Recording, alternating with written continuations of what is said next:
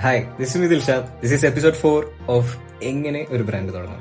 ഇതിൽ നമ്മൾ ഡിസ്കസ് ചെയ്യുന്നത് ഫുഡ് കോസ്റ്റിനെ കുറിച്ചിട്ടാണ്. എന്തായാലും ഒരു F&B സെക്ടറിലേക്ക് നമ്മൾ ഇറങ്ങുന്ന സമയത്ത് ഫുഡ് കോസ്റ്റ് കാൽക്കുലേറ്റ് ചെയ്യുക എന്നുള്ളത് ഭയങ്കര ഇമ്പോർട്ടന്റ് ആണല്ലോ. പക്ഷെ ഞങ്ങളെ സംബന്ധിച്ചിടത്തോളം ഞങ്ങൾക്ക് ഫുഡ് കോസ്റ്റ് കാൽക്കുലേറ്റ് ചെയ്യാൻ ഒന്നും ഒരു ഐഡിയ പോലും ഉണ്ടായിരുന്നില്ല. ജസ്റ്റ് ഞങ്ങളുടെ ഒരു വിചാരം എങ്ങനെയാണെന്ന് വെച്ചിട്ടുണ്ടെങ്കിൽ ഞങ്ങൾ വിചാരിച്ചത് ഇപ്പോൾ ഒരു പ്രൊഡക്റ്റിന് 100 രൂപയാണെന്ന് വെച്ചോ. അങ്ങനെയാണെന്നുണ്ടെങ്കിൽ അതിന് ഞങ്ങൾക്ക് ഒരു 50 രൂപ ഫുഡ് കോസ്റ്റ് ആയിട്ട് വന്നാൽ, അങ്ങനെയാണെങ്കിൽ അത് ഞങ്ങൾ 50 രൂപയും കൂടെ കൂട്ടി വിൽക്കുകയാണെങ്കിൽ അതിനർത്ഥം 100% ഞങ്ങൾക്ക് എന്താ പറയാ, ഞങ്ങൾക്ക് പ്രോഫിറ്റ് മാർജിൻ ഉണ്ടെന്ന് ഞങ്ങൾ വിചാരിച്ചിരുന്നത്. പക്ഷെ ആക്ച്വലി അത് അങ്ങനെയല്ല കാൽക്കുലേറ്റ് ചെയ്യേണ്ടത്.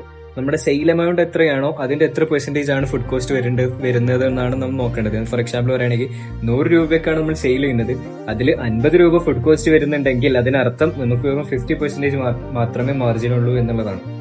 ആൻഡ് ഞങ്ങളെ പോലത്തെ ഒരു ചെറിയ ഇങ്ങനത്തെ ഒരു സെറ്റപ്പിൽ തുടങ്ങുന്ന ആൾക്കാർക്കൊക്കെ ഹൈ വോളിയം സെയിൽസ് വേണം, എന്നാലേ ഞങ്ങൾക്ക് സസ്റ്റെയിൻ ചെയ്യാൻ പറ്റുള്ളൂ. അതിനനുസരിച്ചാൽ ഫുഡ് കോസ്റ്റിന്റെ ഞങ്ങൾക്ക് നല്ല ഫുഡ് കോസ്റ്റ് നല്ല ഹൈ ആയിരിക്കും. സോ അതാണ് നിങ്ങളിപ്പോൾ ഒരു പുതുതായിട്ടൊരു F&B സെക്ടറിലേക്ക് വരികയാണെന്നുണ്ടെങ്കിൽ ഫുഡ് കോസ്റ്റിനെ കുറിച്ചിട്ട് കാര്യമായിട്ടൊന്ന് മനസ്സിലാക്കണം. എൻ്റെ ഡൗട്ട് ഉണ്ടെങ്കിൽ ടീമിൽ വരാം. സോ നെക്സ്റ്റ് എപ്പിസോഡിൽ will be discussing about shop architecture. ഇതെങ്ങനെയാണ് ഈ ഒരു രൂപത്തിലേക്ക് മാറ്റിയെടുത്തത് എന്നുള്ളത്. So see in the next. By.